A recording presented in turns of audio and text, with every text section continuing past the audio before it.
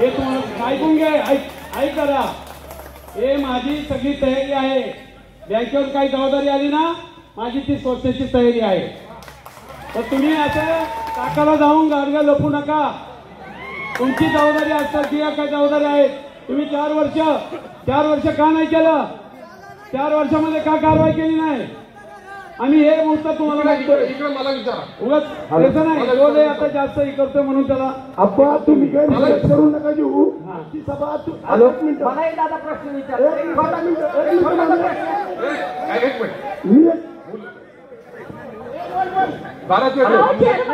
एकच महिला उठली आहे. महिलांचा सन्मान मोदी साहेबांपासून बहिणींना वेळ द्या. माझं काहीच नाही. मला एक प्रश्न विचारायचा आहे की कारखाना सभासदांचा, आता बरोबर आहे की ही गोष्ट बरोबर, बँकेत सभासदांची माझं काय लावलंय? मी मला काय सांगितलं? बँकेला उमेदवार मी पण होतो. ऐका ना, मुद्द्यावर सांगतो मी. बँकेला उमेदवार मी स्वतः होतो. काय म्हणतात दादा तुम्ही काय केलं ते सगळं ताईंनीच केलं.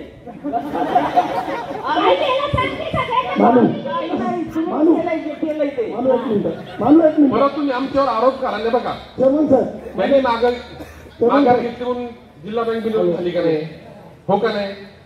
त्यात तुम्ही मध्यस्थी केली का नाही? आम्ही विरोध केला का? तिथं तुम्हाला तुमचं सोयीचं करायला जमतंय. आमचं थोडं सोयीचं झालं तुम्हाला बिघडतंय. कारखान्याची पण इलेक्शन आणि सोयीचं करून त्यांना जरा तरुणांना संधी द्या. इकडच्या असू द्या नाही तर इकडच्या असू द्या. ताई एक मिनिट तुम्ही थोडं लेट आला. सभा चालू झाल्यानंतर पण पडलेलं आहे त्याचा आता आपल्या बसा. ताई असं बोलू नका.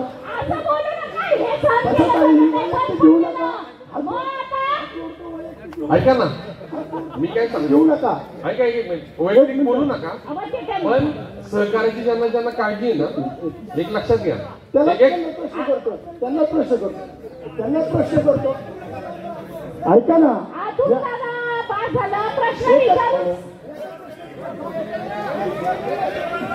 मी साधारणतः आपण सगळे सभासद या ठिकाणी उपस्थित आहात. गेल्या 15 वर्षात एवढी खेळीमेळीची दादा सभा या ठिकाणी तुम्ही कधी घेतली नाही. कायम गोंधळ कालवा ह्याच पद्धतीने सभा झाली. आजची जी सभा होते आहे बोलतो हे बाबा, ऐका ना, दादागिरी बरोबर नाही बोलायची. त्याला मी स्वातंत्र्य दिले ना तुम्हाला. एक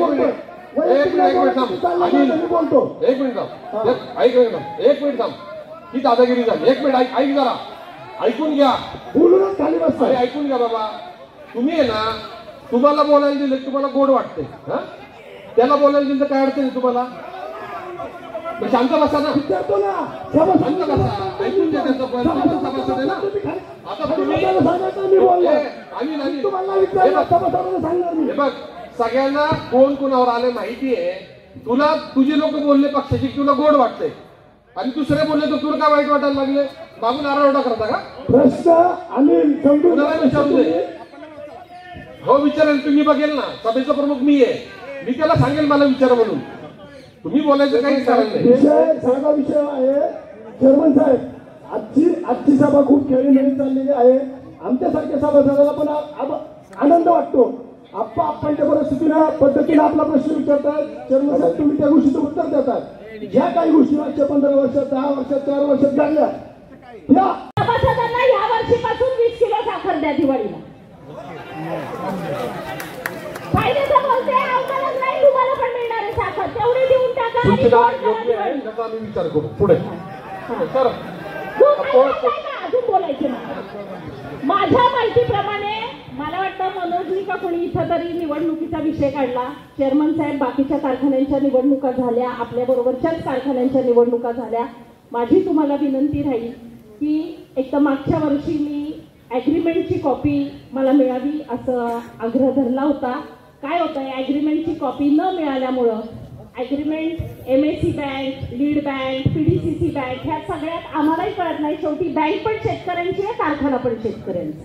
हे जर आम्हाला सविस्तररित्या कळालं असतं तर कदाचित आम्ही आपणांना सांगितलं असतं हे प्रश्न ते प्रश्न काय आहे.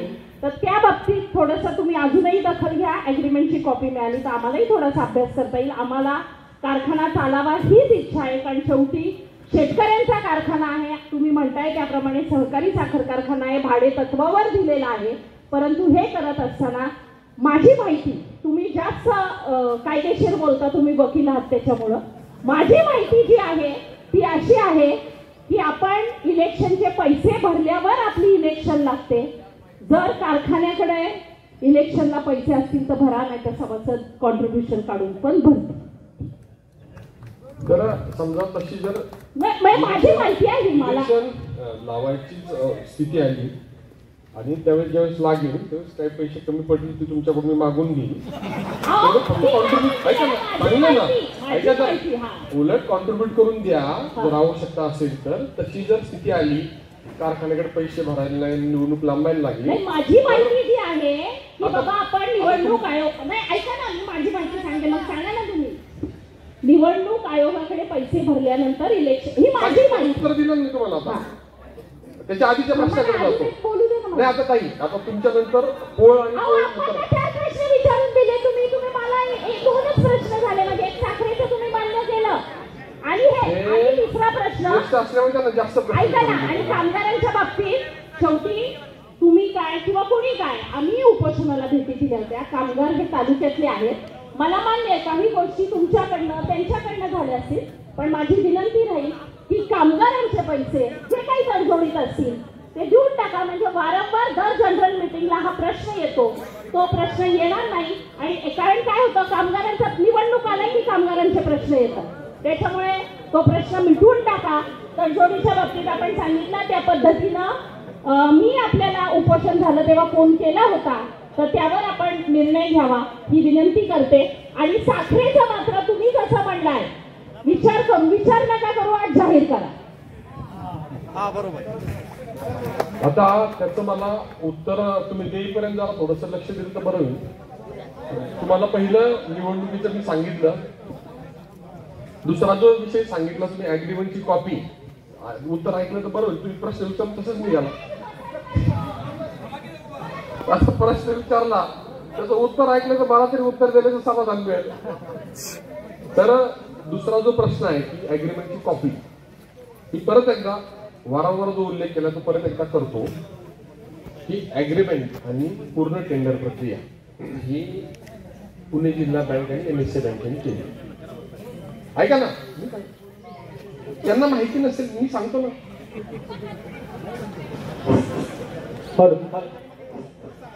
विचारा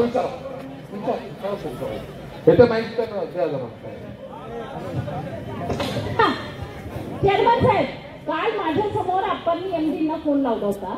MDचं असं म्हणणं आहे की ते अग्रीमेंट MSC बँक, निराणी आणि भीमा पाटास असं झालेलं आहे, त्याच्यामुळे PDCC-कडे ती कॉपी नाही असं त्यांनी मला, म्हणून मी मागच्या वेळेस पण तुम्ही हेच उत्तर दिलं होतं. पण मला ती अग्रीमेंटची कॉपी बँक राहिली, कारखाना राहिला, पण अग्रीमेंट सभासदांचं मिळाणार. सगळी त्याची कॉपी देतो. MSC बँक, भीमा पाटस कारखाना आणि निराणी असं अग्रीमेंट झालेलं आहे. हे मी तुम्हाला कॉपी देतो. कॉपी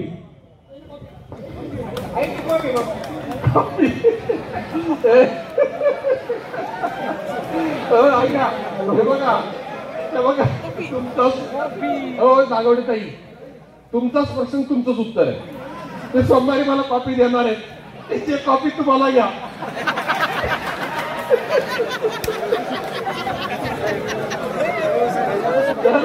तर मी मागच्या वेळेस सुद्धा सांगितलं होतं तुम्हाला खोटं बोलतायत कॉपी नाही, म्हणजे त्यांनी काल तुम्हाला सांगितलं कॉपी नाहीये आणि आज त्याच्या मीटिंगला सांगितलं की उद्या कॉपी देतो. तुम्हाला त्यांनी किती माहिती दिली. तुम्ही जरा चेअरमन साहेब खोट्या लोकांच्या फसवू नका. MSC बँकेच्या MDला फोन लावला होता मी. ते म्हणले MSC बँक, निराणी आणि भीमा पाटस कारखाना अशा प्रकारचे अग्रीमेंट आमचं झालेलं आहे, हे मी सांगतोय. आणि ते समजून घ्या तुम्ही. ते आम्ही जर त्यांना कॉपी मागितली तर आम्हाला ते देऊ शकतात. MSC बँक काय झालं, काही शेवटी लीड बँक येते. मला असं वाटतंय हा की बघा, एका जनरल मिटिंगला उपमुख्यमंत्र्यांनी भाषण केलं होतं. तुम्हाला मी स्मरण करून देतो की मी बँकेची निवडणूक बिनविरोध करताना काही लोकांना काही गोष्टी करण्यासंदर्भातली प्रक्रिया आम्ही ठरवलेली आहे. विशेषतः मी काही शब्द दिलेले आहेत. विशेषतः दौंड आणि जुन्नरचा उल्लेख तिथं आला. तर त्याच्यामध्ये जे ठरले त्याप्रमाणे आम्ही करू, लढू. परंतु चांगलं काम चाललं असेल तर त्या ठिकाणी एकमेकांना बरोबर घेऊन पुढे गेलो तर या तालुक्याचं हित आहे हा विचार घेऊन या सभेतून बाहेर पडण्याचं काही हरकत नाही. आता तुम्ही आमच्या परवापर्यंत विरोधी पक्षात होता. एका रात्रीत तुम्ही लगेच खुर्जा बुद्रुकचा तुमचा वाद नंतर मिटवा. तर ते तुम्ही मित्र पक्ष म्हणून आला तर मित्र पक्षांचा सन्मान करणं आणि एकमेकांचं काय आहे बघा, बरोबर आहे. तुम्हाला राग आले असं वाटलं तर ते काही योग्य नाही. आणि फार इतके 2-4 हजार सभासद बसलेले असताना आपला एखादा निवृत्त कर्मचारी उठून चेअरमनला आरवाईचे बोलू शकतो, वाकड तिकडे बोलू शकतो. हे लोकशाहीचं प्रतीक आहे. पण हे लोकशाही चांगल्या मार्गाने करा. चव्हाण इथं सगळ्यांना मदत केलेली आहे, करणार आहे. मग आता समारोप करायचा का? सर्व सभासद उपस्थित राहिल्याबद्दल संचालक मंडळाच्या वतीने सर्वांचा आभार मानतो आणि पत्रकार बंधूंचे आभार मानतो. एक साथ राष्ट्रगीत सुरू करेंगे.